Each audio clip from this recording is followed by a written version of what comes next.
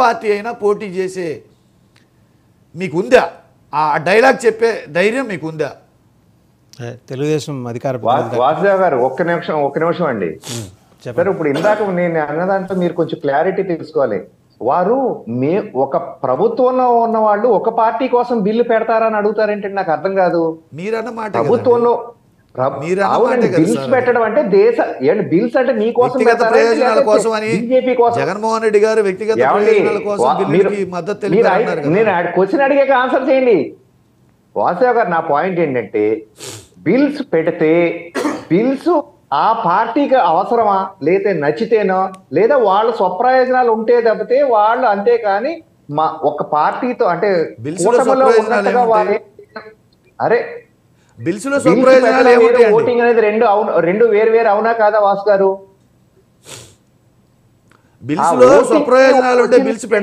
అవసరమో లేకపోతే వాళ్ళ స్వప్రయోజనాలు వాళ్ళకేమి మాతో అంటే కూటమిలో ఉన్నట్టుగా కాదు అనేది నా పాయింట్. మీరేమంటారు?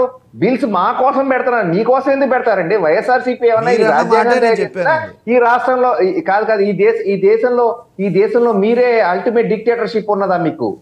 రాష్ట్ర ప్రయోజనంలో లేదా దేశ ప్రయోజనాల కోసం బిల్స్ పెడతారు, రాష్ట్ర ప్రయోజనాల కోసం అసెంబ్లీలో పెడతారు, దేశ ప్రయోజనాల కోసం పార్లమెంట్ లో పెడతారు.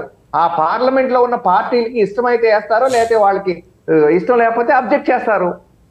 అది నా పాయింట్. అంతేకాని మీరు మాతో ఉన్నట్టు కాదు. రెండోది, మోడీ గారిని కలిసాం, అమిత్ షా గారిని కలిసాం. మీకు మాకు ఏమన్నా చుట్టకాలుగా లేకపోతే ఆస్తి పంపకాలు కలిసారా? పిఎం టు సీఎం అవసరమైనప్పుడు అపాయింట్మెంట్ కలుస్తున్నారు, అపాయింట్మెంట్ లేకపోతే ఎవరికి ఎవరు కలుస్తున్నారు? ఇప్పుడు నా పాయింట్ అదే సంతోష్ కాదు, హ్యాపీసు. ఆ మాట అంటే ఇంకా హ్యాపీసు. ప్రజలకు తెలుస్తుంది మీరు మాతో లేరని, ఎందుకంటే మాతో ఉన్నారని అనుకునేవారు. ఇప్పుడు ఇంకా క్లియర్ కట్ గా అర్థం అవుతుంది మీరు చేసే దొంగ పనులన్నీ కూడా, దొంగ బంధుత్వాలన్నీ బయటపడుతున్నాయి ఇక్కడ. నా పాయింట్ ఏంటంటే అండి, ఈ రోజు కాంగ్రెస్ తో కలవడం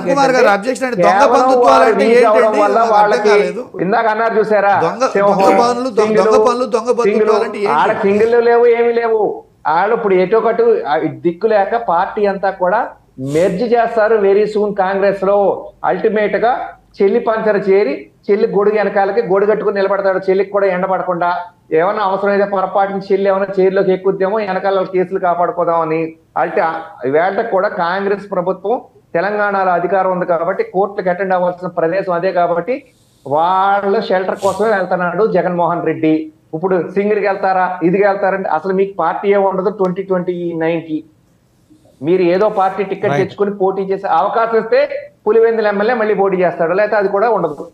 రైట్. ఒకసారి మస్తాన్ గారి దగ్గరికి వెళ్దాం. పొలిటికల్ అనలిస్ట్ మస్తాన్ గారు, ఈ డెవలప్మెంట్స్ని ఎలా చూస్తున్నారంటే ఇండి కూటమి వైపు జగన్మోహన్ రెడ్డి గారు అడుగులేస్తున్నారు, అఖిలేష్ యాదవ్ మధ్యవర్తిత్వం చేస్తున్నారు, శివసేన నుంచి కూడా అంటే బ్రేక్అవే గ్రూప్ శివసేన నుంచి కూడా ఎఫర్ట్స్ నడుస్తున్నాయి ఈ దిశగా.